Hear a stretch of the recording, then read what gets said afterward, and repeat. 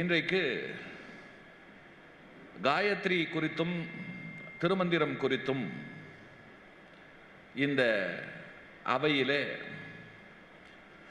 ஒரு 2 மணி நேரம் உங்களோடு நான் உரை நிகழ்த்த இருக்கிறேன். காயத்ரி என்று சொன்னவுடன் எல்லோருக்கும் அவர்களுடைய உறவினர்களில் யாராவது ஒரு பெண் இருந்தால் அந்த பெண்ணிற்கு நிச்சயமாக காயத்ரி என்று ஒரு பெயர் இருக்கும்.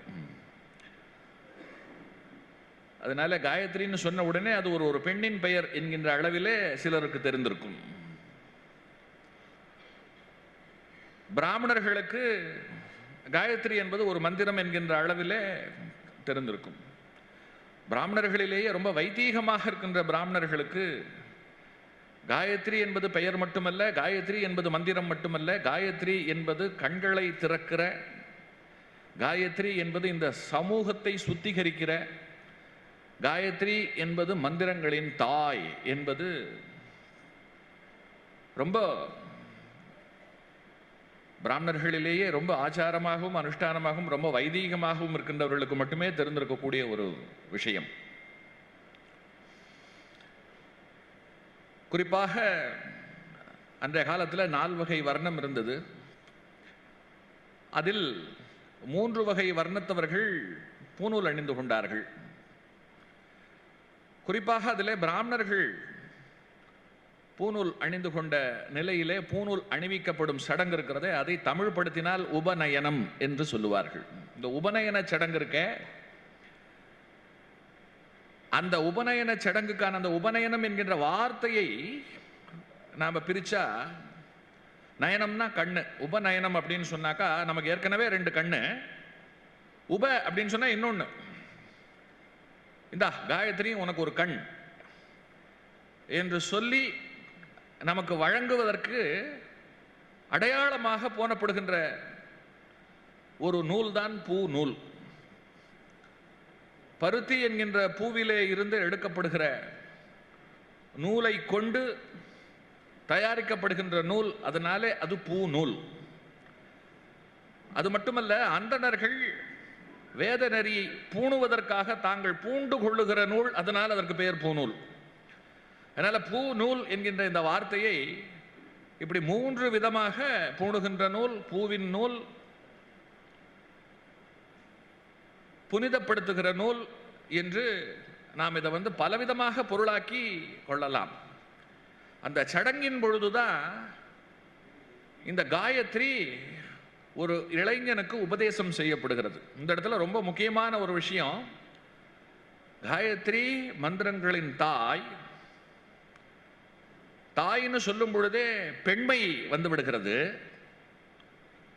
ஒரு ஆச்சரியம் என்னன்னு சொன்னா, இந்த மந்திரமானது ஆண்களுக்கு மட்டும்தான், பெண்களுக்கு கிடையாது. அது ஏன் பெண்கள் அதை சொல்லக்கூடாது? சொன்னால் என்ன ஆயிடும்? பூமி இப்படி சுத்தின்னு இருக்கிற ஒரு பூமி இப்படி திரும்ப சுத்த ஆரம்பிச்சிருமா? பக்திக்குரிய விஷயம் ஆண்களுக்கு மட்டும்தானா? ஏன் நாங்க சொல்லக்கூடாதா? இது என்ன கட்டுப்பாடு? இப்படி பல கேள்விகள் வரலாம். எல்லாத்துக்கும் சரியான பதில் இருக்கு. ஆனா இந்த என்னுடைய உரையில அதையெல்லாம் நான் சொல்லத்தான் போறேன். அப்படிப்பட்ட பூநூலை அந்தணர்களுக்கு, குறிப்பாக பிராமண இளைஞர்களுக்கு அணிவிக்கும் பொழுது, அப்பொழுது காயத்ரி பிராமண இளைஞனுக்குள்ளே நுழைந்து கொள்ளுகிறாள். இந்த காயத்ரிய பெரும்பாலும் உத்தராயண காலம் என்று சொல்லப்படுகிற ஜனவரி மாசத்துல இருந்து இந்த ஜூன் ஜூலை மாசம், இந்த உத்தராயண காலத்தில், குறிப்பா ஆனி மாதம் 6 வயசு பருவம் கொண்ட நிலையில ஒரு பிள்ளைக்கு உபநயனம் தரித்து அவனுக்கு அப்பொழுதே மந்திரோபதேசம் செய்து விடுவது என்பது ரொம்ப சால சிறந்தது. அப்படிங்கிறது தான் அந்த நாளில் இருந்து சொல்லப்படுகிற ஒரு பேருண்மை. ஆனா இன்றைய கலியுகத்தில், இப்பொழுது இருக்கக்கூடிய காலகட்டத்தில், அந்த 6 16 ஆக்கிட்டாங்க. 16 ஆக்கினது மட்டுமல்ல, கல்யாணத்துக்கு முதல் நாள் பூணல் போட்டு கல்யாணம் பண்ணுகிற அளவிற்கு இந்த விஷயத்தை எவ்வளவு தூரத்திற்கு பின்னோக்கி இழுத்து சென்ற முடியுமோ அந்த அளவுக்கு கொண்டு போயிட்டாங்க. இன்றைக்கு திருமணம் நாளைக்குன்னு சொன்னா முதல் நாள் பூணலை போட்டு ஏன்னா பூணல் போட்டால் தான் அவன் பிரம்மச்சாரிங்கிற நிலையை அடைகிறான். பிரம்மச்சாரியை தான் கல்யாண மேடையில் உட்கார வச்சு கன்னிகாதானம் பண்ணும் பொழுது மாப்பிள்ளை என்று சொல்லி கல்யாணம் பண்ணி வைக்க முடியும். இன்றைய நாகரீக வாழ்க்கை போக்கு இன்றைக்கு இந்த விஷயங்களை எல்லாம் இப்படி தலைகீழாக பிரட்டி போட்டுடுது. ஆனால் 6 வயசுக்குள்ள அவனுக்குள்ள காயத்ரி புகணும். இந்த 6 வயசு அப்படிங்கிறது ஆற்றோரத்து பூமி மாதிரி. ஆற்றோரத்து பூமியில எப்பொழுதுமே நீர் ஆதாரம் நிறைய இருக்கும். பறவைகள் தங்கள் வாயிலே இருந்து கீழே விழ வைக்கிற எச்சம் இருக்கிறது, அந்த எச்சத்தில் இருக்கிற விதைகளில் இருந்து தான் விருட்சங்கள் முளைக்கும். தனியா நீங்க விவசாயம் பண்ணணுங்கிற அவசியம் இல்லை. அந்த அளவுக்கு ஆற்றோரத்து பூமி எப்படி ஈரப்பசையோடு சக்தியோடு இருக்கும், பயிர்கள் வளர்வதற்கு எப்படி உகந்ததாக இருக்குமோ அதுபோல இளம் பிராயம் இருக்கே 6 வயசு. இந்த 6 வயசுக்குள்ள ஒருத்தனுக்குள்ள நீங்கள் எதை வேண்டுமானாலும் செலுத்தலாம். அவர்களுக்கு அவ்வளவு ஞாபக சக்தி.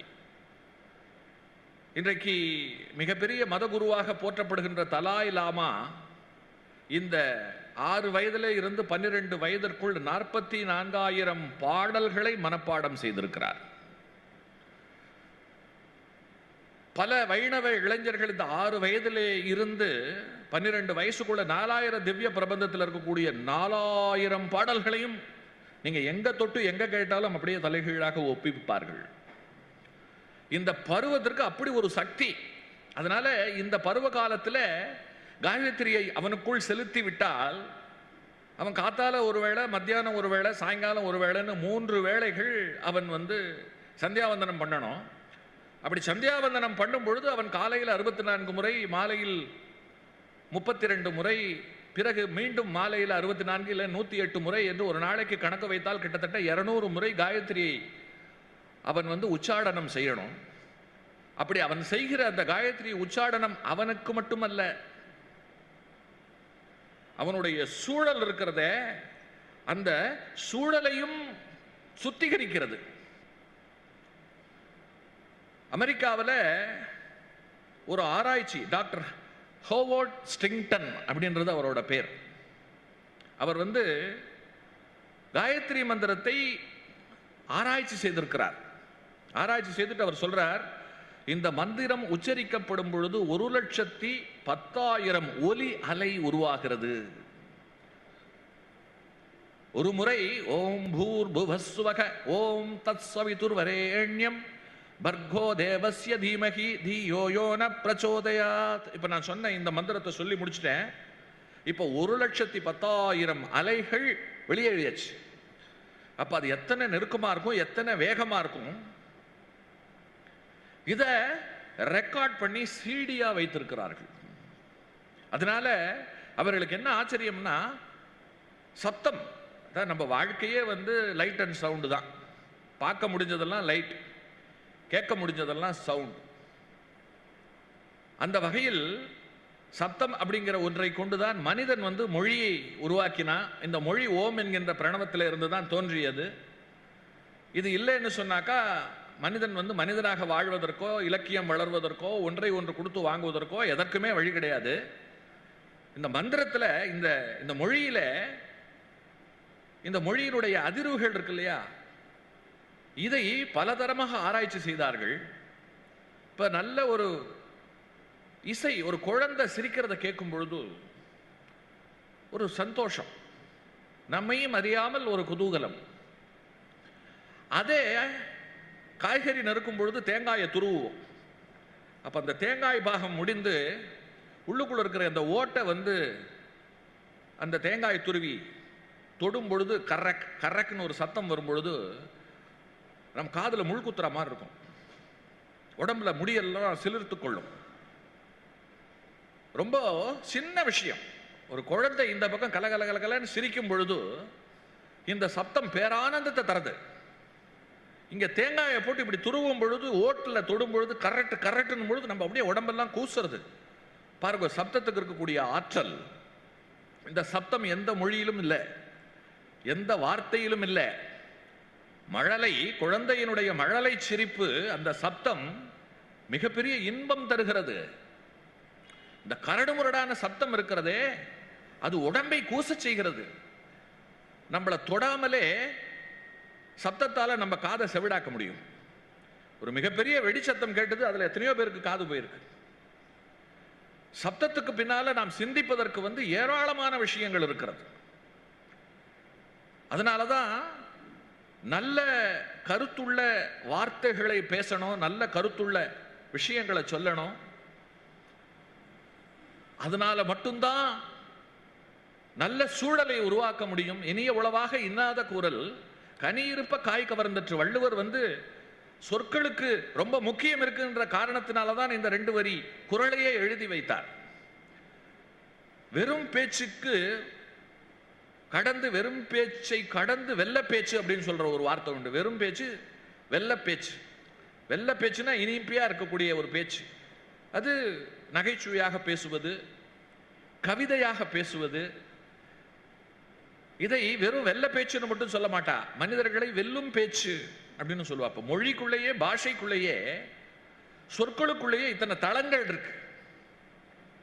இதுல ரொம்ப உயர்ந்த தளத்தில் மனிதனுடைய மனசுக்கு எல்லா விதமான இன்பங்களையும், மனுஷனுடைய மனசுக்கு சந்தோஷத்தையும் அமைதியையும் கொடுக்கக்கூடிய அலைவரிசை கொண்ட சொற்களும் இருக்கிறது. அந்த சொற்களை கொண்டு தொகுக்கப்பட்டதுதான் மந்திரம். சுபமான சொற்கள், அசுபமான சொற்கள்னு பிரிச்சு, அதுல சுபமான சொற்கள் இருக்கு இல்லையா, அவைகளை அழகாக கோர்த்து எந்த மொழிச்சாரராக இருந்தாலும், யாராக இருந்தாலும், ஒரு கிறிஸ்துவரே எடுத்துப்போமே, சிலுவை போட்டுக்கொண்டு நான் பிரார்த்தனை பண்றேன் அப்படின்னு சொல்லி பிரார்த்திக்கும் பொழுது அங்க மங்கள சொல் தான். அந்த பின்னிசையோடு சேர்ந்து ஒரு பிரார்த்தனை நடக்கும் பொழுது நமக்கு அதை கேட்கும் பொழுது சந்தோஷமா இருக்கு. இஸ்லாமியர்கள் பாங்கு ஓதும் பொழுது அந்த பாங்கு சப்தத்துக்கு பின்னால இறையம்சம் இருக்கிற காரணத்தினாலே நமக்கு ரொம்ப சந்தோஷமா இருக்கு. அதே போல எந்த மொழிக்காரர்களாக இருந்தாலும் ஒரு விஷ்ணு சகஸ்ரநாமத்தை கேட்கும் பொழுது, ஒரு கந்த சஷ்டி கவசத்தை கேட்கும் பொழுது நமக்கு ரொம்ப சந்தோஷமா இருக்கு. மனம் ஒரு லயப்படுகிறது, ஒரு கட்டுக்கு வருகிறது. அதனால வெறும் பேச்சு, வெல்ல பேச்சு, வெல்லும் பேச்சு அப்படின்னு பேச்சுக்குள்ளேயே 3 அடுக்கு. இதையெல்லாம் கடந்த பேச்சு மந்திர பேச்சு. இந்த மந்திரங்கள்ல சில சொற்கட்டுக்கள், இந்த சில சொற்கட்டுன்னு சொன்ன, அதுல மிக உன்னதமான சொற்கட்டு கொண்டதுதான் காயத்ரி. இந்த காயத்ரியை எப்படி சொல்லணும்? மனசுக்குள்ள சொல்லலாம், இல்லைன்னா உரத்த குரலில் சொல்லலாம். வேடிக்கை பார்த்து கொண்டோ அல்லது ஏற்ற இறக்கமாகவோ அல்லது தவறாகவோ எந்த காரணத்தை கொண்டும் சொல்லிவிடக் கூடாது. இது காயத்ரிக்கு விதிக்கப்பட்டிருக்கிற ஒரு கட்டுப்பாடு. அடுத்து, இதை பெண்கள் சொல்ல தேவையில்லை. அவர்களுக்கு கருப்பை என்று உள்ளுக்குள்ள ஒன்று இருக்கு. இந்த மந்திரத்தினுடைய தாக்கம், இந்த அதிர்வு இருக்கு இல்லையா, அது அந்த கருப்பை இருக்கு இல்லையா, அதற்குள்ள பரவுவது அப்படிங்கிறதுனால உள்ளுக்குள்ள ஒருவேளை குழந்தை இருந்தது அப்படின்னு சொன்னால் அந்த குழந்தையை இது குறுகுறுப்புக்கு அடைய வைக்கும். அது மட்டுமல்ல, இந்த மந்திர சப்தம் அவர்கள் மாதவிலக்காக இருக்கக்கூடிய காலத்தில் அவர்கள் உடம்பு துவண்ட நிலையில அவர்களுக்கு இது ஒரு வேறு விதமான சிக்கல்களை எல்லாம் கொடுக்கும். அதனால உடற்கூறு ரீதியாக இதை பெண்கள் சொல்ல வேண்டிய அவசியம் இல்லைன்னு சொல்லி, இது அவர்கள் சார்ந்தது, அவர்கள் சார்ந்த ஒன்றை ஆணினம்தான் துதிக்க வேண்டும், ஆணினம்தான் இதை கொண்டாடணும் அப்படின்னு சொல்லி இதை ஆண்களுக்கு பொதுவாக வைத்து, இதை ஏதோ போற போக்கில் ஒரு புஸ்தகத்தில் எழுதி வைத்து, இப்போ ஒரு திருக்குறளை வாத்தியார் சொல்லியும் கொடுக்கலாம், பள்ளிக்கூடத்துக்கு போகாதவர்கள் புஸ்தகத்தை வாங்கி கொண்டு திருக்குறளை படித்து அல்லது பிறர் சொல்ல கேட்டு அதனுடைய பொருள் இன்பத்தை எடுத்துக்கொள்ளலாம். அது வெறும் கருத்து கொண்ட ஒரு விஷயம். ஆனால் இது அப்படி அல்ல. ஒரு குருநாதர் மூலமாக காதுல உபதேசிக்கப்பட்டு அக்னி சாட்சியாக பிற மந்திர சேர்க்கையோடு ஒரு சடங்கு ரீதியாக அங்கீகரிக்கப்பட்டால் மட்டும்தான் இது தனக்கான வேலையை செய்கிறது. அதனால இதுல குருவோட உபதேசம் அப்படிங்கிறது ரொம்ப முக்கியம். குரு உபதேசம் இல்லாத காயத்ரி இருக்கிறதே, அது இப்போ இந்த பல்பு இருக்கு, இது எரியும், ஆனால் இதற்கு மின்சாரம் தேவை எரியறதுக்கு. இந்த மின்சாரம் இல்லாத நிலையில் ஐயோ இந்த பல்பு எரியவே இல்லையே அப்படின்னு சொன்னா எப்படி? அது போல ஒரு பல்பை போல தான் காயத்ரி. அதற்கான சக்தியை அந்த சடங்கின் மூலமாக செலுத்தின பிறகுதான் மின்சாரம் வர ஆரம்பிச்சு அது எரிய தொடங்குகிறது. அதற்கு பிறகு எப்படி இந்த சோலார் விளக்குகள் எல்லாம் சூரியன் கிட்ட இருந்து பவரை வாங்கி சேகரித்து கொண்ட நிலையில வீட்டுக்குள்ள விளக்கு எரிகிறதோ, அது போல நாமும் அன்றாடம் சொல்ல சொல்ல ஜெனரேட் ஆகி இது சக்தி பெருகுகிறது. இப்படி இந்த காயத்ரிக்கு பின்னால மிகப்பெரிய விஷயம். இதையெல்லாம் ஆய்வு செய்த மேல்நாட்டவர்கள், குறிப்பா அமெரிக்காவில் சூரினாம் அப்படிங்கிற ஒரு ஊர், இந்த ஊர்ல தினந்தோறும் காலை மாலை 3/4 மணி நேரம் ரேடியோவில் இந்த காயத்ரி மந்திரத்தை ஒலிபரப்புகிறார்கள். இத அந்த ஊர் முழுக்க இந்த அலைவரிசை இருக்கு இல்லையா, அது பரவுகிறது. அவர்கள் அதற்கு என்ன காரணம் சொல்றா தெரியுமா? ரொம்ப அற்புதமான காரணம். அந்த காரணம் என்ன ரொம்ப யோசிக்க வச்சது.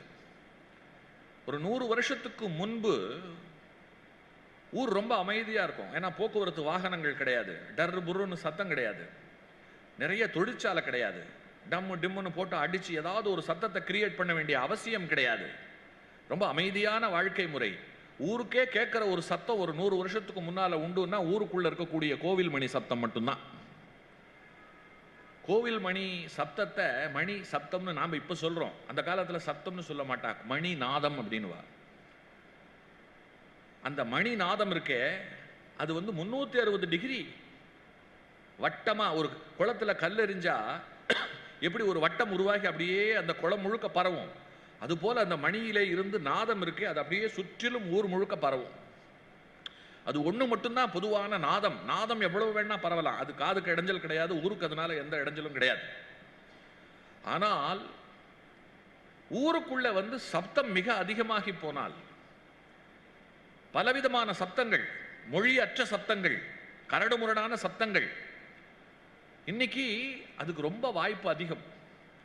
அடுத்தது, கோவில்களில் பிரார்த்தனைகள் மிக அதிகமாகி போனால், நாம போய் மனசுக்குள்ள இருக்கக்கூடிய நம்மளுடைய கோரிக்கைகளை எல்லாம் புலம்பல்ங்கிற பேர்ல கோவில்ல சன்னதியில கொண்டு போய் கொட்டுறோம்.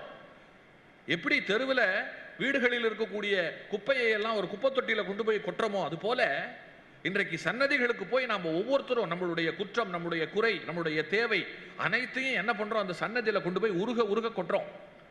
இப்படி ஒரு வாய்ப்பு இல்லைன்னு சொன்னா மனிதன் பிரஷர் தன்னைத்தானே அவன் ஒன்றும் பண்ணிக்க முடியாத அளவுக்கு வெடிச்சு செத்து போயிடுவான். அவனுக்கு ஒரு அவுட்லெட், அவனுக்கு ஒரு வடிகால் வேணுங்கிறதுக்காகத்தான் கோவில்களை உருவாக்கினார்கள். அன்னைக்கு இந்த அளவு மக்கள் தொகை கிடையாது. அதனால கோவில்களில் போய் என்னதான் பிரார்த்தனை செய்து கொண்டாலும் அந்த அளவு அன்னைக்கு இந்த அளவு கிடையாது.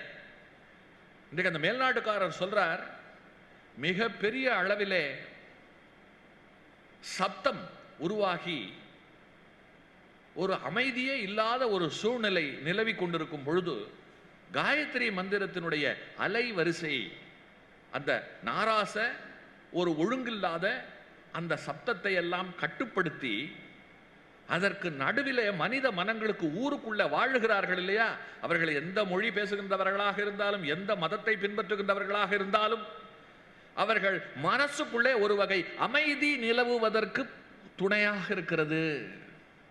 எப்பேற்பட்ட பெரிய விஷயம்! இந்த கோணம், காயத்ரிக்கு பின்னால சொல்லப்பட்டிருக்கிற இந்த கோணம் ரொம்ப ஒரு மிக புதிய ஒரு விஷயம். காயத்ரியை பற்றி சொல்லும் பொழுது இன்னொரு முக்கியமான கருத்தும் சொல்லப்படுகிறது. அதாவது தனுர்வேதத்தில் அஸ்திரம் சஸ்திரம் அப்படின்னு 2. அஸ்திரம் அப்படின்னு சொன்னாக்கா 2 ஆயுதம். அஸ்திரம்ங்கிறது ஈட்டி, வில்லு, கத்தி, இதை போன்றவை, இதை கொண்டு சண்டை போடுறது அப்படிங்கிறது. இந்த சஸ்திரம் அப்படிங்கிறது இருக்கு இல்லையா, கிடைப்பதை ஆயுதமாக்கி எறிவது. கையில என்ன கிடைக்கிறதோ, இந்த ஆயுதங்கள் இல்லாமல் ஒரு புல்லு இருக்கு, அந்த புல்லை கையில எடுத்துக்கொண்டு மந்திரம் சொல்லி எரியிறது. அப்போ இந்த புல் இருக்கிறதே இது ஆயுதமாகி விடுகிறது. இதற்கு சக்தி மந்திரத்தால் வருகிறது. அதனால அஸ்திரம் சஸ்திரம் அப்படிங்கிறதுல இந்த சஸ்திரம் இருக்கே, இது மந்திரபூர்வமானது. ராமாயணத்தில் ராமன் இப்படித்தான் சீதையை ஜெயந்தன் ஒரு காக்கை வடிவத்திலே அவருடைய மார்பை கொத்த முயன்ற பொழுது, இவன் ரொம்ப தப்பானவன், இவன் இந்திரனோட பிள்ளை, இவன் ஒரு காக்கை வடிவத்தில் காமத்தோடு சீதையை தீண்டுகிறான் அப்படின்னு சொல்லி அவனுக்கு பாடம் கற்பிப்பதற்காக பக்கத்தில் இருக்கக்கூடிய தர்ப புல் இருக்கு இல்லையா, அதை பிடுங்கி ஒரு மந்திரத்தை சொல்லி ஏவினார். அது அஸ்திரமாக மாறி ஜெயந்தனை துரத்தியது. ஜெயந்தன் தப்பி ஓடாத உலகம் இல்லை. பிரம்மலோகத்துக்கு போனா, சிவலோகத்துக்கு போனா, வைகுண்டத்துக்கு போனா, எல்லா இடத்துக்கும் போனப்போ கடைசியா நாரதர் சொன்னார், எய்தா பேசாம எய்தவன் காலிலேயே போய் விழுந்துரும். ஏன்னு சொன்னா இது மந்திரபூர்வமானது. ராமபிரான் இது எய்தவனை தாக்காமல் திரும்ப கூடாது அப்படிங்கிறது இதோட அர்த்தம். ஆகையினால நீ திரும்ப போய் சரணடைந்து விடு அப்படின்னு உடனே வேற வழி இல்லாமல் உலகம் முழுக்கையும் சுத்திட்டு அவன் திரும்ப ஓடி சீதாதேவி காலில் விழுந்து, அம்மா நான் தெரியாமல் உன்கிட்ட நான் தப்பா நடந்துட்டேன், தயவு செய்து உன் கணவர்கிட்ட சொல்லி இந்த அஸ்திரத்தை திரும்ப வாங்கு அப்படின்னார். அப்ப கூட ராமன் என்ன பண்ண, அப்படி எய்த அஸ்திரம் இருக்கிறதே இது ஒருவனை வீழ்த்தாமல் திரும்பக்கூடாது என்பது அந்த சஸ்திரத்திற்கான தர்மம்.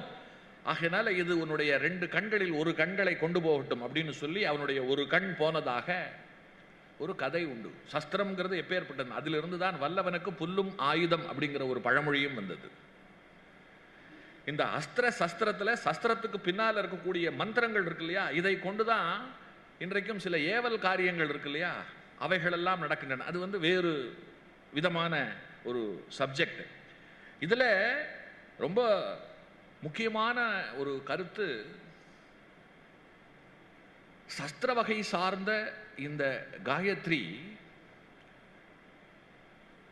3 விதமான பாதங்களில் இருக்கிறது. இதை ஸ்பஷ்டமாக உச்சரிக்கணும். இதை விட ஒரு பெரிய மந்திரமோ, இதை விட ஒரு பெரிய உபதேசமோ, எல்லாருக்கும் பொதுவான மந்திரம் ராம மந்திரம், எல்லாருக்கும் பொதுவானது இஷ்ட தெய்வத்தை வச்சுட்டு ஒருத்தர் ஓம் நமோ நாராயணா சொல்லலாம், ஒருத்தர் ஓம் நமச்சிவாயா சொல்லலாம், ஒருத்தர் சரவண பவான் சொல்லலாம். அது இஷ்டம், அது தனிப்பட்ட, அது பொதுவானது. ஆனால் ஒரு ஆடவன், பூநூல் அணிந்த ஒரு ஆடவன் காயத்ரி உபதேசிக்க பெற்றவன் இருக்கான் இல்லையா, அவன் சூரியன் உச்சியில் இருக்கும் பொழுது, சூரியன் உதிக்கும் பொழுது, சூரியன் அஸ்தமிக்கும் பொழுது என்று சூரியனை மையமாக வைத்து இந்த 3 கால அளவு இருக்கு இல்லையா, இந்த 3 கால அளவில் அவன் ஒழுங்காக காயத்ரியை ஜபித்தால் இந்த உலகத்துல அவனை வெல்வதற்கு ஆள் கிடையாது. இது அடித்து சொல்லப்பட்டிருக்கக்கூடிய ஒரு விஷயம். இதுக்கு என்ன ஆதாரம், இதற்கு என்ன ப்ரூஃப்? சிலர் சொல்லலாம், சார் நான் 3 வேளை பண்ணல, ஆனா நாள் தவறாமல் ஒரு வேளை நான் காயத்ரியை ஜபிக்கிறேன். சிலர் சொல்லலாம் நான் 2 வேளை பண்றேன். சிலர் சொல்லலாம் நான் 3 வேளை பண்றேன் சார், நீங்க நினைக்கிற மாதிரி நான் ஒன்றும் ஒரு பெரிய வெற்றியாளனாலாம் எனக்கு தெரியல அப்படின்னு சிலர் சொல்லலாம். ஆனால் இதுக்கெல்லாம் ஒரே பதில் தான். பெரியவர்கிட்ட ஒருத்தர் கேட்கிறார், இப்படி சொல்லும் பொழுது அவர் சொல்றார், 3 வேளை காயத்ரியை சின்சியரா தவறாமல் சூரியன் உதிப்பதற்கு முன்பாக குளிச்சுட்டு உபஸ்தான மந்திரங்களை எல்லாம் சொல்லிட்டு அழகா முறையா காயத்ரியை உபாசனை செய்கின்றவன், அதே போல மதியம் 12 மணி உச்சி பொழுது, சூரியன் உச்சியில் இருந்து கதிர் தரையில படும் பொழுது, அதே போல சூரியன் அஸ்தமித்து மறையும் பொழுது, சூரியனை மையமா வச்ச ஒரு சடங்கு இது. இந்த 3 வேளையின் பொழுது ஒருத்தன் காயத்ரியை அதற்குண்டான நியமங்களோடு சொன்னான் என்று சொன்னால் அவனுடைய ஞாபக சக்தி, அவனை பிடித்திருக்கக்கூடிய எந்த விதமான பீடைகளாகட்டும், அவனுக்கு இருக்கக்கூடிய மகா மட்டமான ஒரு ஜாதக அமைப்பாக இருக்கட்டும், எல்லாவற்றையும் அந்த காயத்ரி மாற்றம் செய்து அவனை மிக பெரிய உயரத்திற்கு எடுத்து கொண்டு போவாள். காயத்ரிக்கு நிகரான மந்திரம் இல்லையே, அதனாலதான் காயத்ரியை மந்திரங்களின் தாய். ஒரு ரொம்ப வயசான ஒருத்தர் பெரியவரை பார்க்க வரார். அவருக்கு சொல்லப்பட்டிருக்கு, நேத்து நான் பேசும்பொழுது சொன்னேன் இல்லையா, மந்திரோபதேசம் பண்ணிக்கோ, மந்திரோபதேசம் பண்ணணும்னு சொன்னாக்கா நீ ஒரு தகுந்த குரு கிட்ட போகணும், காசியில் இருக்கக்கூடிய ராமானந்தரை போய் பார்த்து மந்திரோபதேசத்தை பெற்றுக்கோன்னு காளியே சொன்னான்னு நான் சொன்னேன். மந்திரோபதேசம் அப்படிங்கிறது அத்தனை பெரிய விஷயம். அந்த மந்திரோபதேசத்தை செய்வதற்கு ஒரு தகுந்த குரு தேவை அப்படிங்கிறதெல்லாம் அதிலிருந்து தெரிஞ்சது. இங்கே இந்த பெரியவர் என்ன நினைச்சுட்டார்னா, ஈடு இணையில்லாத குரு மகா பெரியவர், இவருக்கு தெரியாத மந்திரம் இல்லை. நமக்கோ வாழ்ந்து முடிச்சாச்சு, 60 வயசுக்கு மேல ஆயிடுத்து, ரிட்டையர் ஆயாச்சு. இனி வரப்போற காலங்களை மந்திரோபதேசம் பெற்று நல்ல விதமாக கழித்து நம்ம இறைவனுடைய திருவடியை அடைவோம் அப்படின்னு சொல்லிட்டு பெரியவர் பார்த்து, பெரியவா எனக்கு நீங்க மந்திரோபதேசம் பண்ணணும் அப்படின்னார். அவர் மார்பில் இருக்கக்கூடிய பூனலை பார்த்துட்டு பெரியவர் கேட்டார், உனக்கு பூநூல் போட்டாச்சுன்னு நினைக்கிறேன், நீ 60 வயசு நிச்சயமா பூநூல் போடாமல் இருக்கிறதுல என்னோட உன்னுடைய மார்பில் இருக்கக்கூடியது கள்ள பூநூலாக இருப்பதற்கு வாய்ப்பில்லை, நீ அந்தணன் தானே அப்படின்னு கேட்கும் பொழுது ஆமாம் அப்படின்னார். அப்படின்னு சொன்னா உனக்கு எப்பொழுதோ மந்திரம் உபதேசம் ஆயிருக்கணுமே, 60 வயசு கழித்து என்கிட்ட மந்திரோபதேசம் கேட்கறியே அப்படின்னார். இல்ல, நான் எந்த ஒரு சன்னியாசி கிட்டையும் போய், எந்த ஒரு குருநாதர் கிட்டையும் போய் நான் எந்த ஒரு மந்திர உபதேசத்தையும் பெறவில்லை. அப்படின்னு சொன்னப்போ அவர் சொன்னார், இதுக்கு சன்னியாசி கிட்ட குருநாதர்கள் கிட்ட எல்லாம் தேடி வர வேண்டிய அவசியம் இல்லை. எப்பொழுது உனக்கு பூநூல் என்கின்ற உபநயன சடங்கு செய்யப்பட்டதோ அன்றைக்கு உனக்கு அந்த பூநூல் சடங்கை செய்வித்த அந்தணர் இருக்கிறார் அல்லவா, அவர் உன் காதில் சொல்லியிருப்பார் இல்லையா, அதுதான் உனக்கான உபதேசம். அதை விட பெரிய மந்திரம் எனக்கு தெரியாது. தெரிஞ்சா தானே நான் உனக்கு உபதேசம் பண்றதுக்கு. எனக்கு அதை விட பெருசு தெரியாது அப்படின்னு சொல்லிட்டார். இந்த இடத்துல காயத்ரிக்கு எத்தனை பெருமை இருந்தால் அவர் அதை சொல்லியிருப்பார். இன்னொன்னு, இவர் அந்தணர் இல்லை, இவர் வேறு மரபை சார்ந்தவர், மரத்தமிழர். இவர் பெரியவர் பால பக்தி கொண்டு இதே போல வரார். இவர் சொல்றார், நான் பிராமண பிறப்பாக இல்லாமல் போய்விட்டேன்னார். அதனால ஒன்றும் பாதகம் இல்லையே, பிராமணனோ வைசியனோ சூத்திரனோ சத்திரியனோ இதெல்லாம் அடையாளங்கள் தானே, மற்றபடி எல்லோர் உடம்பிலே ஓடுவதும் ஒரே ரத்தம் தான். அதனால இது குறித்து நீங்கள் பெரிதாக கவலைப்பட தேவையே இல்லை. இப்போ எதுக்கு அந்த சிந்தனை அப்படின்னு கேட்கிறார். இல்லை, எனக்கு இப்போ அவர் ஒரு பிராமணர், அவருக்கு பூநூல் போட்டாச்சு, அவருக்கு மந்திரோபதேசம் ஆயாச்சு அப்படின்னு நீங்க சொல்லிட்டீங்க. நானும் உபதேசம் பெறுவதற்கு தான் வந்தேன், நான் உபதேசம் பெறல. இப்ப எனக்கு நீங்கள் அந்த காயத்ரியை உபதேசம் செய்வீர்களா அப்படின்னு சொல்லிட்டு அவர் கேட்டார். சடங்கு ரூபமாக செய்யணும், அதற்கு வயசு இருக்கு, உங்களுக்கு வயசு கடந்து போச்சு, அதனால என்னால் அதை செய்ய ஆகாது. ஏதோ நீங்க பக்கத்தில் வந்து எங்க காதை கொடுங்கன்னு சொல்லி காதுல சொல்லுகிற ஒரு விஷயம் அல்ல இது. அக்னிபூர்வம்னு ஒன்று இருக்கு, நிறைய சடங்குகள் இருக்கு, அதெல்லாம் கடந்து தான் அந்த விஷயத்தை தீண்டணும். வழிகாட்டியான நானே வகுத்து வைத்த வழிமுறைகளை எல்லாம் மீறக்கூடாது. அதனால ஒன்றும் பரவாயில்லை, நீங்க யார் என்ன செய்றீங்கன்னு கேட்ட பொழுது அவர் சொன்னார், நான் ஒரு தமிழ் புலவர், பள்ளியிலே தமிழாசிரியராக இருந்து ஓய்வு பெற்றவன் அப்படின்னார். அப்ப அவர்கிட்ட கேட்டார், அப்ப நீங்க தமிழ் இலக்கியங்கள் எல்லாம் திருமறைகள் எல்லாம் படித்திருக்கிறீர்களா அப்படின்னு கேட்டார். தெரியும், தேவார திருவாசகம் எல்லாம் எனக்கு தெரியும் அப்படின்னார். அப்ப அதுல திருமந்திரம்னு ஒன்று இருக்குமே அப்படின்னார். திருமூலர் இயற்றிய திருமந்திரத்தையும் நான் படிச்சிருக்கேன் அப்படின்னார். உங்களுக்கு திருமந்திரம் தான் பெருமந்திரம், உங்களுக்குள்ள திருமந்திரம் இருக்கும் பொழுது தனியாக ஒரு மந்திரம் உங்களுக்கு எதற்கு அப்படின்னார். அதனாலதான் இன்றைய தினம் என்னுடைய உரைக்கு சமஸ்கிருதத்தை அடித்தளமாக கொண்ட காயத்ரியை ஒரு கையிலேயும் தமிழை அடித்தளமாக கொண்ட திருமந்திரத்தை இன்னொரு கையிலேயும் எடுத்துக்கொண்டு ரெண்டுக்கும் இருக்கக்கூடிய பெருமை அருமை இதனுடைய சிறப்புகளை இன்னைக்கு இந்த அவையில உங்க முன்னால சிந்திப்பதற்காக நான் வந்திருக்கேன். இதுல முதல்ல இப்ப நான் இத்தனை விஷயங்கள் காயத்ரியை தொட்டு சொன்னேன். காயத்ரியினுடைய இன்னொரு முக்கியமான இதனுடைய மிகப்பெரிய சக்தியை சொல்லணும்னு சொன்னா, இதற்கு பின்னால ஒரு கதை இருக்கு. இந்த கதையை நான் சொன்னால் அப்பதான் தெரியும் காயத்ரிக்கு இப்பேற்பட்ட ஒரு சக்தியா, இது தெரியாமலே இத்தனை நாளும் நாம் வாழ்ந்து விட்டோமே அப்படின்னு சொல்லிட்டு இங்க இருக்கக்கூடிய பிராமணர்களிலே இருந்து அத்தனை பேரும் நினைப்பீர்கள். ஏன்னு சொன்னா, நாமெல்லாம் கையிலே வெண்ணெயை வைத்துக் கொண்டு நெய்க்கு அலைகின்றவர்கள், அற்புதமான ஒரு சக்தியை கையிலே வைத்துக் கொண்டு அதை பயன்படுத்த தெரியாமல் வாழ்ந்து கொண்டிருப்பவர்கள். நீங்க கூட கேட்கலாம், சார் இவ்வளவு தூரம் சொல்றீங்களே நீங்க எப்படி அப்படின்னு என்ன பார்த்து கேட்கலாம். என்றைக்கு எனக்கு காயத்ரியினுடைய பெருமை ரத்த சுத்தியாக புரிந்ததோ அன்றிலே இருந்து நான் எந்த ஊர்ல இருந்தாலும் சரி, எந்த இடத்தில் இருந்தாலும் சரி, காலை மாலை 2 வேளை, மதியம் என்னால் செய்ய முடியல, சில நேரத்தில் நான் விமானத்தில் பறந்து கொண்டிருக்க வேண்டியிருக்கு, தொழில் முறை மற்ற சூழ்நிலை காரணமாக என்னால் முடியல. ஆனால் காலை மாலை அது எந்த சூழ்நிலையில் இருந்தாலும் சரி நான் சந்தியை செய்து காயத்ரியை சிந்திக்கிறவனா இருக்கேன். அதனால தான் நான் எத்தனை வேலை பார்க்குறேன் அப்படிங்கிறது உங்களுக்கு சொன்னால் கண்டுபட்டுரும். நான் ரொம்ப பெருமைப்பட்டுக்கிறதா உங்களுக்கு ஆயிடும்.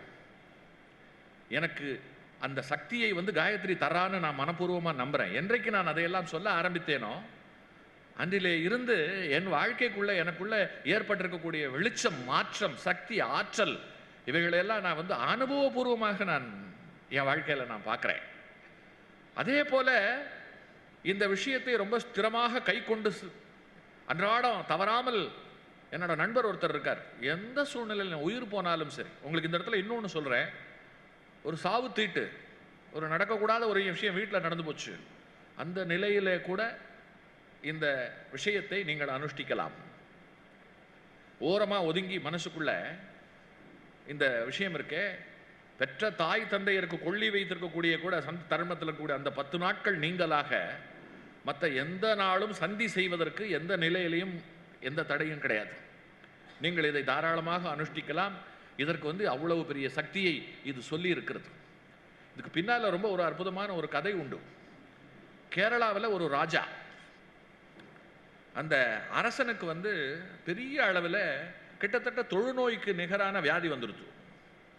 உடம்பெல்லாம் ரொம்ப வெளுத்து ஒரு மாதிரி அவன் ஆயிட்டான். அங்க இருக்கக்கூடிய வைத்தியர்கள் எல்லாம் அவனை பரிசோதனை பண்ணி பார்த்துட்டு, கேரளம் உங்களுக்கு தெரியும், ஆயுர்வேதத்திற்கு பேர் போன ஊர். நாரிகேளம் அப்படிங்கிற வார்த்தையில இருந்துதான் கேரளம் அப்படிங்கிற ஒரு சொல் வந்தது. நாரிகேளம்னு சொன்னா தென்னை. சமஸ்கிருதத்தில் நாரிகேளம்னா தென்னை. தென்னை மரங்கள் சூழ்ந்த ஒரு மாநிலம் அப்படிங்கிறதுனால தான் அதுக்கு கேரளம் அப்படிங்கிற பேர் வந்தது. அந்த கேரளத்தை சேர்ந்தவர்களை மலையாளிகள் அப்படின்னு சொல்றோம். மலையை ஆளுகின்ற மக்கள் அப்படிங்கிற பொருளில் இருந்து தான் மலையாளி அப்படிங்கிறது வார்த்தை வந்தது. அங்க ஆயுர்வேதம் ரொம்ப பிரசித்தி, ரொம்ப இயற்கையோடு கலந்து வாழுகின்ற மக்கள். அப்படிப்பட்ட ஆயுர்வேதத்தினால கூட இந்த ராஜாவோட ரோகம் இருக்கே, இதை ஒன்றும் பண்ண முடியல. எல்லா வைத்தியர்களும் என்னென்னமோ பண்ணி பார்த்துட்டு, ராஜா இது பூர்வ கர்மா, நீங்கள் இதை அனுபவித்து தீர்க்க வேண்டும் அப்படிங்கிற ஒரு விதி இருக்கிற காரணத்தினால உங்களுக்கு முதல்ல இந்த ரோகத்துக்கு எங்களால் மருந்து கொடுக்க முடியல, கொடுத்தாலும் அந்த மருந்து வேலை செய்யல. ஆகையினால இது முழுக்க முழுக்க கர்ம வினை, நீங்கள் இதை அனுபவிச்சு தான் தீர்க்கணும் அப்படின்னு சொல்லிட்டார்.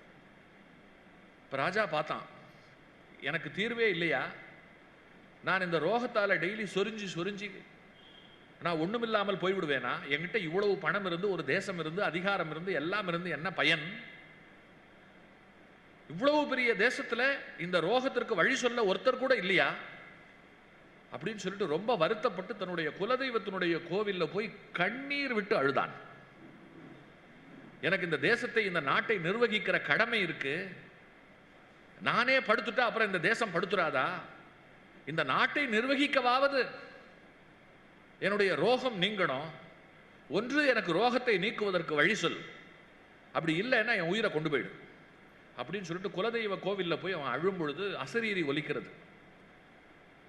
ராஜா, உன்னுடைய ரோகம் நீங்குவதற்கு ஒரு வழி இருக்கிறது. அதாவது உன்னுடைய கர்மா காரணமாகத்தான் நீ இதையெல்லாம் அனுபவித்துக் கொண்டிருக்கிறாய். இந்த கர்மத்தை அப்படியே யாராவது வாங்கி கொள்ளுவதற்கு முன் வந்தால் உனக்கு விமோச்சனம். இந்த கர்மத்தை நீ தத்தம் பண்ணலாம். எப்படி பாரதத்தில் கர்ணன் தன்னுடைய புண்ணிய பயன் அத்தனையும் தன்னுடைய ரத்தத்தாலேயே அர்க்கியம் பண்ணி கொடுத்தான் இல்லையா கிருஷ்ணன் கிட்ட? அப்பத்தானே அவனை ஒன்றுமில்லாதவனாக்கி அப்புறம் தானே அவனை உயிரையே பிரிக்க வைக்க முடிஞ்சது. ஆகையினால நாம சுத்தமான கங்கா ஜலத்தை எடுத்துக்கொண்டோ அல்லது நம்முடைய குருதியை கொண்டோ நாம யாருக்கும், நான் இப்ப இந்த இடத்துல உங்களுக்கு என்னுடைய புண்ணிய பயனை தத்தம் செய்து கொடுக்க முடியும். நம்முடைய சாஸ்திரத்தில் அதற்கு வழி சொல்லி இருக்கிறார்கள். மனப்பூர்வமா நான் கொடுக்கணும். மனப்பூர்வமா கொடுக்கலைனாலும் அத்தனை பேர் சாட்சியாக என்னுடைய புண்ணிய பயன்கள் இவரை சென்று சேரட்டும்னு சொல்லி அதற்குண்டான உபஸ்தான மந்திரத்தை சொல்லி நான் செஞ்சுட்டேன்னு சொன்னா உங்களை அது சேர்ந்து விடும். இது ஒரு நடைமுறை. ஆனால் இந்த கர்மத்தை வாங்கிக்கிறதுக்கு ஒருத்தன் வேணும் இல்லையா? ஒருத்தன் நமக்கு கிடைக்கணும் இல்லையா? அவன் மனப்பூர்வமா வாங்கிக்கணும். அவனை அடிச்சு பிடிச்சி இழுத்துன்னு வாங்கிக்கலைன்னா கொண்டு விடுவேன் அப்படின்னு சொல்லி, அதுக்கு நான் வாங்கிக்காம வாங்கிட்டு செத்து போறதுக்கு நான் வாங்காம செத்து போறேன்னு சொல்லிட்டு அவன் செத்து போயிடுவான். இப்போ ராஜாச்சே, இன்றைக்கு பணத்திற்கு கூலிக்கு கொலை செய்கிறவர்கள் இருக்கிறார்கள். ஒரு கொலைக்கு இத்தனை ரேட்டு, தண்டனையை விலைக்கு வாங்குறான். 1 வருஷம் உள்ள இருந்தேன்னா என் குடும்பத்துக்கு எவ்வளவு தருவேன்?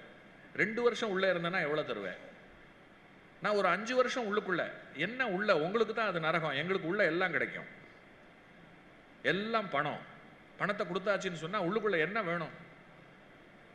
நாங்க நினைச்ச வாழ்க்கையை வாழ முடியும். அரசாங்கம் எங்களுக்கு டெய்லி எங்களுக்கு எதுவும் ஆயிடாம கண்கொத்தி பாம்பா இருந்து 3 வேளை சோத்தை போட்டு எங்களை வச்சுக்கோ. மணி அடிச்சா சோறு, இது மாமனார் வீடுன்னு பாட்டே இருக்கு.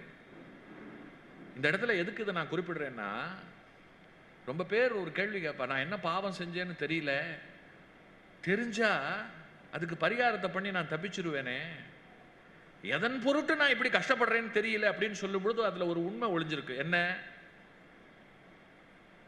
எதனால இந்த தண்டனை, எதனால இந்த வேதனைன்னு தெரியாம அது ரகசியமா இருக்கு இல்லையா? ஒருவேளை அது ரகசியமாக இல்லாமல் இன்னாருக்கு இந்த இடத்துல நீ இந்த மாதிரி ஒரு தொந்தரவு செஞ்ச, அதனாலதான் இன்னைக்கு இப்பொழுது நீ இந்த மாதிரி அனுபவிக்கிற அப்படின்னு சொல்லியாச்சுன்னு வச்சுக்கோங்க, ரைட்டு, இன்னாருக்கு இந்த இடத்துல இந்த மாதிரி நான் செஞ்சேன் இல்லையா, அதுக்கு என்ன பரிகாரமோ அதை நான் பண்ணிட்டு இதுலேருந்து வெளியில் வந்துடுறேன்னு சொல்லிட்டு பரிகாரத்தை பண்ணிட்டு வெளியில் வந்துடுவோம். அப்போ என்ன செய்வோம்? தண்டனையில இருந்து தப்பிப்பதற்கு என்னெல்லாம் உண்டோ அதெல்லாம் செய்வோம். அதனால தான் நாம் செய்கிற பாவம் இருக்கிறதே, இந்த பிறப்பில் முற்பிறப்பு பாவங்கள் எல்லாம் மறைக்கப்பட்டு ஆனால் கட்டம் காட்டி கொடுத்துரும். ஜாதகம் இருக்கு இல்லையா, நல்ல தேர்ந்த ஜோதிடன் கிட்ட உங்க கொண்டு போய் கொடுத்தீங்கன்னு சொன்னால் அவன் ஒரு குறிப்பிட்ட இடம் இருக்கு, கட்டம், ஒவ்வொரு கட்டமும் ஒவ்வொரு விஷயத்தை சொல்றது. 1ஆம் இடம், 2ஆம் இடம், 3ஆம் இடம், 4ஆம் இடம்னு 12 பொட்டி இருக்கு. அந்த 12 பொட்டியிலே ஒவ்வொரு பொட்டியிலையும் நாம் யார், நமக்கு என்ன எதிர்காலம், நாம் எப்படி இருக்க போறோம் அப்படிங்கிறதெல்லாம் அறுதியிட்டு உறுதியாக சுத்தமாக எழுதி வைக்கப்பட்டிருக்கிறது. படிச்சு சொல்றதுக்கு சரியான ஜோசியா இல்லை, அதுதான் முக்கியம். ஜோதிடம் பொய் இல்லை. ஜோதிடர்கள் பெரிய கேள்வி ஞானமோ அல்லது ஆராய்ச்சி ஞானமோ அல்லது அருள் ஞானமோ இல்லாமல் இருக்கிறார்கள். நான் ஜோதிடர்களை குறை சொல்லலை. நம்முடைய ஜோதிடத்தை போல ஒரு உன்னதமான உயர்ந்த விஷயம் கிடையவே கிடையாது. சில நேரங்களில் சில ஜோதிடர்கள் சந்தர்ப்ப சூழல் காரணமாக அவர்களையே அறியாமல் சிலருக்கு சொல்லி சில விஷயம் நடந்து போகும். உடனே நாம் அந்த ஜோசிடன் சொல்றதெல்லாம் அப்படியே நடக்கிறதுன்னு பிடிச்சிக்கிறோம். ஒரு ஜோதிடன் சொல்லுவதெல்லாம் நடந்துட்டா அந்த ஜோதிடர் முதல்ல தூக்கின்னு போற ஆள் ஒபாமாவா தான் இருப்பார். ஏன்னா மிகப்பெரிய பொறுப்பில் இருக்கக்கூடியவர், அடுத்தடுத்து முடிவுகள்லாம் எடுக்கணும். நான் இப்போ இதை எடுக்கலான் இருக்கேன், இது எனக்கு எப்படிப்பட்ட ரிசல்ட் எடுக்கணும் கணக்கு போட்டு சொல்லுன்னு சொல்லி தன் பக்கத்தில் கொண்டு போய் உட்கார வச்சுருவார். மோடி விட்டுருவாரா இல்லை நம்ம சிஎம் தான் விட்டுருவாங்களா? ஏன்னா இப்படிப்பட்டவர்கள் தானே தேவை. அதனால அந்த கணக்கு அத்தனை சுலபத்தில் வசப்படாது. 8 பேருக்கு ஜோசியம் சொன்னால் 2 பேருக்கு சரியா இருக்கும், 6 பேச்சுக்கு அது கண்ணாமூச்சி காட்டும். அந்த 2 பேர்ல நம்ம ஜாதகம் இருந்துருத்துனா நமக்கு நல்லது, இல்லைன்னா இல்லை. அதனால இந்த ஜோதிட கணக்கு வந்து ரொம்ப ஒரு உன்னதமான ஒரு விஷயம். இதுல ஒரு பெட்டியில எந்த இடத்துல நீ பூர்வ ஜென்மத்தில் என்ன பாவம் செய்த என்ன காரணங்கிறது இருக்கு. அதனால இது முற்பிறவி வினை, இந்த வினை காரணமாக இது வந்தது. இந்த வினையை யாராவது ஒரு வாங்கிக்க முன் வந்தால் உன்னுடைய பாவம் தீரும் அப்படின்னு சொன்ன உடனே ராஜா என்ன பண்றான், யார் வாங்கிப்பா? பொருளுக்கு ஆசைப்பட்டு சிலர் வாங்கிக்கலாம். இப்ப வாங்குறோம் இல்லையா, பொருளுக்கு ஆசைப்பட்டு தானே குற்றத்தை ஒத்துக்கிறான். எந்த பகையும் கிடையாது, வந்தான் குத்தினான், குத்துறதுக்கு முந்தையே சொல்றான் நான் காசு வாங்கிட்டேன், என் தொழிலை செய்ய விடுங்கிறான். குத்துறதுக்கு முந்தி நான் தொழில் சுத்தமா இருக்கணும், அப்பதான் அடுத்த கொலை எனக்கு கிடைக்கும். சார் அவர்கிட்ட சொன்னா கரெக்டா கொண்டுருவார் சார். அவரை என்னதான் குத்தி கேட்டாலும் ஆளை காட்டி கொடுக்க மாட்டார் சார். தொழில் தர்மம் சொல்ல போனால் நல்லவர்களை விட அண்டர் கிரவுண்ட்ல தாதாக்களாக இருக்கிறவர்கிட்ட தான் ரொம்ப அற்புதமான தொழில் ஒற்றுமை இருக்கு. நீங்க நல்ல சினிமாவிலேயே பாருங்களேன், ஒரு பெரிய 1ஆம் நம்பர் பாஸ் இருப்பான், அவனை சுற்றி ஒரு 10 கேப் மாதிரி இருப்பான், டிஷர்ட் போட்டு பேண்ட் போட்டு சுற்றின்னு இருப்பான், இருக்கிற எல்லா அயோக்கியத்தனமும் பண்ணுவான். அதில் யாராவது ஒருத்தன் போலீஸுக்கு கை காட்டியாக மாறிடுவான். அது எப்படியோ அந்த பாஸுக்கு தெரிய வந்துடும். உடனே அந்த பாஸ் கையில் அப்படி துப்பாக்கியை வச்சுன்னு அந்த எல்லாரையும் வரிசையில் நிறுத்தி, நம்ம கூட்டத்தில் ஒரு கருப்பாடு இருக்குது, அந்த ஆடு யாருன்னு எனக்கு தெரியணும் அப்படின்னு சொல்லிட்டு குறுக்க நெடுக்க போவான். அத்தனை பேரும் திருன்னு முழிப்பான். இவனே சமூகத்தில் பெரிய கருப்பாடு. இவன் சொல்கிறான் இவன் கூட்டத்துக்குள்ளே ஒரு கருப்பாடு இருக்குது அப்படின்னு. உடனே அப்படியே வருவான், வந்துட்டு கரெக்டாக எவன் கருப்பாடோ அவன் நெஞ்சுக்கு நேராக வைப்பான். அவன் உடனே பாஸ் நான் வேணும்னு சொல்லலை பாஸ், என்ன மன்னிச்சிருங்க பாஸ், என்ன மன்னிச்சிருங்க பாஸ்னுவான். என்னுடைய இடத்துல துரோகிகளுக்கு இடம் இல்லை அப்படின்னு சொல்லிட்டு டும்முன்னு சுட்டுருவான். அவனும் செத்து போயிடுவான்.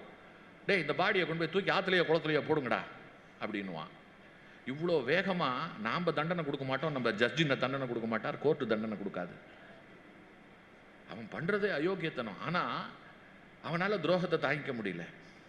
அவங்ககிட்ட என்ன ஒரு கட்டுக்கோப்பு, அவனுக்குள்ள என்ன ஒரு நெறி. அவர்களுக்குள் எவ்வளவு சண்டை வேண்டுமானாலும் போட்டுக் கொள்வார்கள். ஆனால் போலீஸ்காரன் கூட்டின்னு போயிட்டா காட்டி கொடுக்க மாட்டான். வெளியில் வந்துட்டு சொல்லுவான், விரல் நகை கண்ணில் ஏற்றுனாங்க, உன்னை நான் ஒரு வார்த்தை சொல்லியிருக்கலாம் ஆனால் நான் சொல்லலை அப்படின்வான். உடனே அதை வச்சு இவங்க 2 பேருக்கு நடுவில் ஸ்நேகம் எல்லாம் வரும். என்றைக்குமே கெட்ட சக்திகள் வந்து ரொம்ப அழகாக ஒன்றுக்குள்ள ஒன்று பைண்ட் ஆகிடும். அப்படிப்பட்ட காலம் அந்த காலத்திலையும் அப்படித்தான் இருந்தது, இந்த காலத்திலையும் அப்படித்தான் இருக்கு. ஆக இப்படிப்பட்ட ஒரு சூழ்நிலையில தண்டனைகள் விலைக்க வாங்கப்படும் ஒரு காலத்தில் இந்த ராஜாவால தன்னுடைய பாவத்தை தான் விற்க முடியாதா? பார்த்தான், என்னுடைய எடைக்கு எடை தங்கம் தரேன் என் பாவத்தை வாங்கிக்கிறவனுக்கு. நான் எவ்வளவு வெயிட் இருக்கேனோ அந்த வெயிட்டுக்கு தங்கம் தரேன், வேற என்ன வேணும் கூடுதலா தரேன், என்னுடைய ரோகத்தை வாங்கிக்கிறதுக்கு யாராவது வரணும்னா. கேரளா முழுக்க தண்டோரா போட்டான், ஒருத்தன் வரல. ராஜாவுக்கு ஒரு பிள்ளை இருந்தான், அவனாவது வாங்கிக்கலாம் இல்லையா? அவன் சொன்னான், அப்பா தப்பித்தவரி என்ன கூப்பிடாத, நான் இப்பதான் வாழறதுக்கு தலை எடுத்திருக்கேன், என்னால் சொரிஞ்சுட்டே உட்காந்துருக்க முடியாது. ராஜாவுக்கு 4 மச்சினன்கள் இருந்தான், அவெல்லாம் கண்ணில் பட்டா எங்கேயாவது கெஞ்சி கூத்தாடியப்பா நீ வாங்கி தொல்லடா அப்படின்னதா பண்ணிடுவாளோங்கிறதுக்காக கண்ணில் படாத இடத்துக்கு ஓடி போயிட்டான். என்ன பண்றதுன்னே தெரியல. மந்திரி பயப்படுறாரு. எங்க தன்னை பார்த்து ராஜா ஏன் நீ வாங்கிக்க மாட்டியான்னு கேட்டுற மாட்டாரா? ஏன்னா சொன்னது தெய்வம், அசரீரி. அவர் கூப்பிட்டு எங்கேயாவது கொஞ்சம் வாங்கிக்கப்பா, என்னால் முடியல, நீ ஒரு வாரம் கஷ்டப்படும், அப்புறம் நீ யார்த்தையாவது தந்துரு. ஒரு ரிலே ரேஸ் மாதிரி மாற்றி மாற்றி விடலாம் இல்லையா? இப்படி சொல்றார். அவன் பார்த்தான், என்னடா அது ஒருத்தன் கூட வரமாட்டேங்கிறான், இவ்வளோதானே நான் ஆட்சி செய்தது, இந்த தேசத்தில் இத்தனை பேர் இருந்து ஒருத்தர் கூடவா என்னுடைய பாவத்தை வாங்கிக்கிறதுக்கு முன் வரல, தங்கம் கொடுக்குறேன்னு சொன்ன பிறகுமா அப்படின்னும் பொழுது ஒருத்தன் வந்தான். ஆனால் அவன் கேரளாவை சேர்ந்தவன் அல்ல, கன்னட தேசத்தை சேர்ந்தவன். அதனால அவனுக்கு பேரே கன்னடியன். அவனுக்கு அப்பா அம்மா வச்ச பேர் எதுவாக வேணா இருக்கட்டும், ஆனால் அவனை கதையில் என்ன சொல்கிறோம் தெரியுமா? கன்னடியன் அப்படின்னு சொல்கிறோம். அந்த கன்னடியன் வந்தான், ராஜாவை பார்த்தான். ராஜா ராஜா உன் பாவத்தை நான் வாங்கிக்கிறேன், நீ கொடுக்குற தங்கத்தையும் நான் வாங்கிக்கிறேன் அப்படின்னா. ரொம்ப ஆச்சரியப்பட்டான் ராஜா. வந்தவன் ஒரு பிரம்மச்சாரி, 24 வயசு தான், இன்னும் கல்யாணம் கூட ஆகலை. அவ்வளவு தேஜஸ், நல்ல பூனல் அழகாக தரிச்சு, நெற்றியில் 12 உடம்புல இருக்கக்கூடிய அத்தனை பாகங்கள்லையும் விபூதி பூசி, பிராமண தேஜஸ் அப்படியே சுடர் விட்டு பிரகாசிக்கிறது அவன் முகத்தில். அவ்வளோ அப்படி ஒரு லட்சணம். வாழ வேண்டிய வயசுல இவன் இப்படி வலிய வந்து விழறானேன்னு மந்திரி அப்படியே பார்க்கிறார். எப்படியோ ரோகம் தொலைஞ்சி ராஜா நல்ல விதமான பொருள், நாமெல்லாம் தப்பிச்சிக்கலாமே அப்படின்ட்டு ஒரு எண்ணம். இப்ப ராஜா என்ன பண்ணான் தெரியுமா? தன் எடைக்கு தங்கம் தரேன்னு சொன்னதுனால தன்னை போலவே ஒரு உருவம் செய்து, அந்த உருவத்துக்குள்ள தங்கம் இருக்கு இல்லையா, அதை வந்து இந்த கடலை பருப்பு துவரம் பருப்பு மாதிரி சின்ன சின்னதா பருப்பு வடிவத்தில் தங்கம் செய்து அந்த உடம்புக்குள்ள கொட்டி அந்த உருவம் முழுக்க தங்கத்தால நிரப்பி இருந்தான். மேலே பார்க்கறதுக்கு அது அவன் உருவம் போல இருக்கும், உள்ளுக்குள்ள அதை உடைச்சி நீங்க அதுக்குள்ள இருக்கக்கூடிய தங்கத்தை எல்லாம் எடுத்துக்கலாம். அந்த பிரதமை, அதுக்கு பேர் தங்க பிரதமையர், தங்க ராஜ பிரதமை. அது அசரீரி இப்படித்தான் சொன்னது, உன் உருவத்தை செய்து அதுல தங்கத்தை ரொப்பி அதை அப்படியே தூக்கி கொடுத்துரும். எவன் ஒருவன் அதை பெற்றுக்கொள்ளுகிறானோ அவன் உன்னுடைய ரோகத்தை பெற்றுக்கொண்டவன் ஆவான் அப்படின்னு. இப்போ அந்த பிரதமை நின்று இருக்கு. இவன் வந்தான், சரி அப்பவா ரொம்ப சந்தோஷம், வாங்கிக்கிறதுக்கு வந்துட்ட, இந்த தங்க பிரதமையை தூக்கிக்கோ அப்படின்னு சொல்லி கொடுப்பதற்கு வரும்பொழுது, ஒரு நிமிஷம் இரு அப்படின்னு அவன் நின்றுட்டு நேரம் அந்த பிரதமை கிட்ட வந்தான். அந்த பிரதமையை ஒரு சுத்தினான். சுத்திட்டு பிரதம முன்னாடி உக்காந்தான், ஒரு பார்வை பார்த்தான், என்னமோ மந்திரம் சொன்னான். சொல்லிட்டு இப்படின்னு கையாட்டி கேட்டான். உடனே ஆச்சரியம் பாருங்க, அந்த பொம்மை இருக்க அதனுடைய கை இருக்கு இல்லையா, அது இப்படி நிமிர்ந்தது. சுத்தி பார்த்துட்டு இருக்கிற ராஜாலேருந்து மந்திரியிலிருந்து அத்தனை பேருக்கும் ஆச்சரியம். ஒரு உயிரில்லாத பொம்மை அசைகிறது. இவன் என்னமோ கேட்குறான், அது இப்படி கையை ஒசத்துறது. இப்போ அடுத்து கேட்டான், எவ்வளவு அப்படிங்கிற மாதிரி கேட்டான். அது உடனே இப்படி 3 அப்படின்னு சொல்லிட்டு இப்படி 3 காட்டித்து. இவன் அப்படியே யோசிச்சான், இப்படி இப்படி இப்படி இப்படி கன்னத்தில் தட்டினான். தட்டிட்டு அதெல்லாம் முடியாது அப்படின்னா, உடனே அது கையை உயர்த்தி அடுத்தது, சரி 3 வேணாம் 2வது தருவியா அப்படிங்கிற மாதிரி கேட்டது. இவன் அதுக்கும் முடியாது அப்படின்னு சொன்னான். அடிச்சுட்டு அது 1 அப்படின்னுது. கொஞ்ச நாள் யோசிச்சுட்டு ஒழிஞ்சு போ தரேன் அப்படின்னு சொன்னான். உடனே சரி வா அப்படின்னு சொல்லி அந்த பொம்மையை எடுத்துட்டான். ராஜாவும் மந்திரிகளும் பார்த்துட்டு அவனை பார்த்து கேட்டா, ஏப்பா ஏதாவது மோடி வித்த கித்த ஏதாவது பண்ணியா, என்ன நடந்தது? நீ பாட்டு வந்த பொம்மை உன்னை பார்த்து நிமிர்ந்து நிற்கிறது, நீ அதை பார்த்து ஏதோ இப்படி இப்படிங்கிற, அதுவும் கையை காட்டுறது, அது 3ங்கிறது 2ங்கிறது கடைசியில் 1ங்கிறது, என்னப்பா நடந்தது எங்களுக்கு கொஞ்சம் சொல்ல அப்படின்னார். அப்போ அவன் சொன்னா, நான் ஒரு வேத பிராமணன், 6 வயதில் உத்தராயண காலத்தில் ஆனி மாதத்தில் மிக பவிஷ்காரமாக எனக்கு உபநயன சடங்கு என்னுடைய பெற்றோர்களால் செய்விக்கப்பட்டது. சடங்கு ஆன தினத்திலே இருந்து இன்றைய தினம் வரை ஒரு நாள் நான் அந்த சடங்கை கைவிடாமல் காயத்ரியை சொல்லிக் கொண்டு வருகிறேன். காலையில் 108, மதியம் 64, மாலை 108 என்கின்ற கணக்கில் நாள் தவறாமல் சொல்லுகிறேன். ஞாயிற்றுக்கிழமான 1008. நீங்கள்லாம் வருஷா வருஷம் காயத்ரி ஜபத்தன்னைக்கு தான் 1008. நான் ஒவ்வொரு ஞாயிற்றுக்கிழமையுமே சூரியனை பார்த்து 1008 ஜபிக்கிறேன். அதனால அந்த காயத்ரி தேவியினுடைய பேரருளுக்கு பாத்திரமானவன் நான். அவளுடைய அருள் என்னிடம் நிரம்பி கிடக்கிறது. அவளுடைய அருள் என்னிடம் நிரம்பி இருக்கும் பொழுது என்னால இந்த உலகத்தில் இருக்கக்கூடிய எவருடைய துன்பத்தையும் நீக்க முடியும். இந்த ராஜாவோட துன்பத்தையும் நீக்குவதற்காக வந்தேன். அதுல இந்த பொம்மை என்ன கேட்டதுன்னு சொன்னா, நீ 3 வேளை பண்ணி புண்ணியத்தை சேர்த்து வச்சிருக்க இல்லையா காயத்ரியோட பயன், அதெல்லாம் கொடு, நான் இவரை விட்டுட்டு போயிடுறேன் அப்படின்னுது. இவரோட ரோகத்தை நான் வாங்கிக்கிறதுக்கு வரல, நீங்க புரிஞ்சுக்கணும். இவரோட ரோகத்தை நான் வாங்கிட்டு நான் சொரிஞ்சுன்னு உட்காந்துருப்பேன் நீங்க நினைச்சீங்களா? அதான் கிடையாது. இந்த ரோகத்துக்கு நான் ஒரு பரிகாரத்தை காயத்ரி மூலமாக செய்வதற்கு வந்தேன். அது என்ன கேட்டதுன்னா, 3 வேளை காயத்ரி பயனை எனக்கு கொடுப்பதாக இருந்தால் இந்த ராஜாவை நான் விட்டுடுறேன் அப்படின்னு சொல்லிட்டு, அதெல்லாம் முடியாது அப்படின்னு. இந்த மாடு வாங்குறவன் எப்படி கைக்குள்ள துணியை போட்டு மூடிட்டு விரலை தொட்டு பேசுவான், அதே போல நாங்கள் ஒரு கிட்டத்தட்ட அது ஒரு வியாபாரம். அந்த ரோகம் எங்கிட்ட எவ்வளவு பலிக்குமோ வாங்கலாம்னு பார்த்தது. கடைசியில ஒருவேளை காயத்ரி பயனை எனக்கு தந்தால் போதும் அப்படின்னு சொல்லவும், சரி இதாவது கிடைக்கிறதே அப்படின்னு சொல்லிட்டு என்னுடைய ஒருவேளை காயத்ரி பயனை பெற்றுக்கொண்டு அது அந்த ரோகம் போய்விட்டது அப்படின்னா. அப்ப சொன்னா, காயத்ரிக்கு இந்த அளவுக்கு ஒருவருடைய ரோகத்தை விரட்டுகின்ற அளவுக்கு ஆற்றல் இருக்கிறதா? அவன் சொன்னா, மீதி இருக்கக்கூடிய 2 வேளை ரோகம் இருக்கு இல்லையா, இதை வைத்துக் கொண்டு நான் வரப்போற காலம் இருக்குல்ல, அது அப்புறம் இனி நான் செய்ய போகிற காயத்ரியினுடைய பயன் இருக்குல்ல, இதெல்லாம் எனக்கு பயன்படும். இந்த காயத்ரியினுடைய சக்தி இருக்கே அது எல்லையற்றது அப்படின்னு சொல்லும் பொழுது அந்த கேரள மன்னனுடைய அவை மட்டுமல்ல, அங்க இருக்கக்கூடிய அத்தனை பேரும் ஆச்சரியப்பட்டு போனார்கள். எப்பேற்பட்ட ஒரு பெரிய உண்மை, இவ்வளவு நாளா இது எங்களுக்கு தெரியாமல் இருந்ததே அப்படின்னு சொல்லிட்டு. அப்போ அந்த தங்க பொம்மையை வாங்கிட்டு கிளம்பினவனுக்கு அங்க இருக்கக்கூடிய ஒருத்தர் வந்தார். மேலே கீழே பார்த்தார். பார்த்துட்டு, நீ சொன்னதெல்லாம் நான் கேட்டேன், நானும் காயத்ரி எல்லாம் ஜபிக்கிற ஒருத்தன் தான், உன்னை போலவே நானும் 3 வேளை ஒழுங்கா சொல்லி அந்த பயனை வைத்து கொண்டிருக்கிறேன். ஆனால் நான் காயத்ரியை விற்று ரோகத்தை வெளியேற்ற விரும்பவில்லை, தங்கத்தை வாங்க நான் விரும்பல. ஏன்னா காயத்ரி என்ன வித்து வாங்கிறதுக்கான பண்டமாடா? இப்படியா ஒரு மந்திர சித்தியை நீ காரியம் பண்ணி காசாக்குவே? இது எத்தனை பெரிய பாவம் தெரியுமான்னு கேட்டுட்டு போயிட்டார். இப்ப இந்த தங்க பொம்மையை கையில வச்சுட்டு இருந்தவனுக்குள்ள குற்ற உணர்வு பெருக ஆரம்பித்து விட்டது. இவர் கேட்டதும் சரிதானே, நாம இந்த ராஜாவுக்கு இலவசமா ஒரு ரோகத்தை நான் காயத்ரியை பணையம் வைத்து நான் வாங்கிக்கிறேன்னு சொல்லியிருந்தா கூட அது தியாகத்துல போய் சேர்ந்துரும். நம்ம தங்கத்தை வாங்கிட்டு கிட்டத்தட்ட காயத்ரியை வித்துட்டோமே. ஒருவேளை காயத்ரி பயனை நான் தங்கத்திற்காக விற்று விட்டேனே, ஐயோ நான் என்ன பண்ணுவேன்? இது பெரிய பாவம். இந்த மாய உலகத்துல இத்தனை காயத்ரி சொன்ன எனக்கு இப்படி ஒரு புத்தி இல்லாமல் போய்விட்டதே அப்படின்னப்போ, நீ என்றைக்கு காயத்ரியை அடகு வைப்பது என்று முடிவெடுத்தாயோ அன்னைக்கே உன்னுடைய புத்தியில் இருக்கக்கூடிய கிளாரிட்டி இருக்கு இல்லையா, தேஜஸ் இருக்கு இல்லையா, அது போய் அதனாலதான் நீ இப்படி சிக்கின்ட்ட.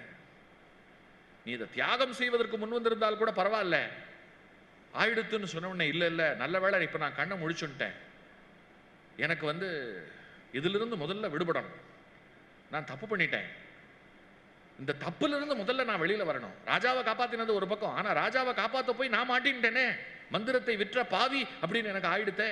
அதுவும் மகத்தான மந்திரங்களின் தாய் என்று சொல்லக்கூடிய காயத்ரியை விற்றல்லவா நான் இந்த தங்கத்தை வாங்கியிருக்கேன். அதனால நான் முதல்ல இதுல இருந்து விடுபடணும், எனக்கு இந்த விஷயத்துக்கு நல்ல வழி காட்டுவதற்கு யார் இருக்கா அப்படின்னு சொல்லிட்டு அவன் தவித்தான், சிந்தித்தான். அப்போ அவன் மனக்கண்ல அகத்தியர் தோன்றினார். அகத்தியர் அப்போ கேரள நாட்டில் பொதிகை மலை இருக்குல்ல, இப்போவும் குற்றாலத்துக்கு மேல அகத்தியர் தங்கி இருந்த குடில் இருக்கிறது, அவருக்கு சிலை இருக்கு, அவருக்கு கோயில் இருக்கு. ரொம்ப கஷ்டப்பட்டு போய் அங்க தரிசனம் பண்றவர்கள் பண்ணி கொண்டுதான் இருக்கிறார்கள். சிவபெருமான் இமயமலையில தவம் செய்து கொண்டிருந்த அகத்தியரை தன் திருமணத்தின் பொருட்டு நிலத்தை சமன் செய்வதற்காக பொதிகைக்கு போ அப்படின்னு சொல்லி பொதிகைக்கு வந்தவர் அங்கேயே அந்த சூழ்நிலை காரணமாக அங்கேயே தங்கிட்டார். அது இவனுடைய ஞாபகத்துக்கு வருது. அகத்திய முனிவரை சந்தித்து அகத்திய முனிவர்கிட்ட நான் செய்த பாவத்திற்கு விமோச்சனம் என்னன்னு நாம கேட்டு தெரிஞ்சுப்போம் அப்படின்னு சொல்லி முடிவு பண்ணி அவன் அகத்திய முனிவரை தேடிக்கொண்டு வருகிறான். அகத்தியர் என்ன பண்றார் தெரியுமா, இப்படி ஒருத்தன் தன்னை நோக்கி வரான் அப்படின்னு தெரிஞ்ச உடனே அவர் மாறுவேஷம் எடுத்து அவன் எதுக்கு ஒரு காட்டில் இருக்கக்கூடிய விறகு வெட்டி போல அவன் முன்னால வரார். வந்த உடனே இவன் கேட்கிறான் அந்த விறகு வெட்டியை பார்த்து, அப்பா நீ இந்த காட்டை சேர்ந்தவனா? ஆமாம், இந்த காட்டில் தான் அகத்தியர் தவம் புரிகிறார் என்று கேள்விப்பட்டேன், அவர் இருப்பிடத்திற்கு எப்படி போகணும்னு சொல்லுவியா அப்படின்னு கேட்டார். இந்த காட்டிலெல்லாம் அவர் இல்லையே, உங்களுக்கு யார் சொன்னா என் கண்ணில் அவர் ஒரு நாள் கூட பட்டதில்லை, யாரோ உங்களுக்கு தப்பா சொல்லியிருக்காங்க அப்படின்னா. இல்லப்பா, இந்த காட்டில் தான் அவர் இருக்கார், எனக்கு நன்றாக தெரியும், நான் அதையெல்லாம் தெரிந்து கொண்டு தான் வந்திருக்கேன் அப்படின்னா. அப்படியே இருந்தாலும் நீ அகத்தியரை பார்க்க முடியாது. ஏன் தெரியுமா? அவர் இருக்கிற இடம் உச்சியில, அந்த உச்சிக்கு போறதுக்குள்ள 100 புலி, 100 யானை, 100 சிங்கம்னு எல்லாம் திரிந்து கொண்டிருக்கிறது. இவை உன்னை அடித்து விழுங்கி விடும். இந்த காட்டுல விறகு வெட்டி வேட்டையாடி பிழைக்கின்ற நாங்களே ஒரு குறிப்பிட்ட எல்லை தாண்டி போக மாட்டோம். விலங்குகள் எங்களை விழுங்கி விடும். ஆகையினால நல்ல நேரத்தில் கேட்ட திரும்பி போ அப்படின்னா. இவனுக்கு ஒரே அதிர்ச்சி. நின்னான். அப்புறம் ஒரு முடிவு பண்ணான், பரவாயில்ல நான் போறேன், நான் ஒரு பெரிய பாவி, இப்போ இந்த பாவியை எந்த விலங்காவது அடித்து தின்னட்டும், இல்லை யானையை மிதித்து கொல்லட்டும், ஒன்று நான் அகத்தியரை பார்க்கணும், எனக்கு விமோச்சனம் என்னன்னு தெரிஞ்சுக்கணும், அப்படி இல்லையா என்னுடைய உயிர் போகட்டும். ஒரு பாவத்தை செய்துட்டு அதற்கான பரிகாரம் என்ன என்று தெரிந்து கொள்ளாமல் அந்த பரிகாரத்தை செய்யாமல் நான் தொடர்ந்து வாழ்வதற்கு விரும்பவில்லை. ரொம்ப தெளிவா முடிவெடுத்தான்.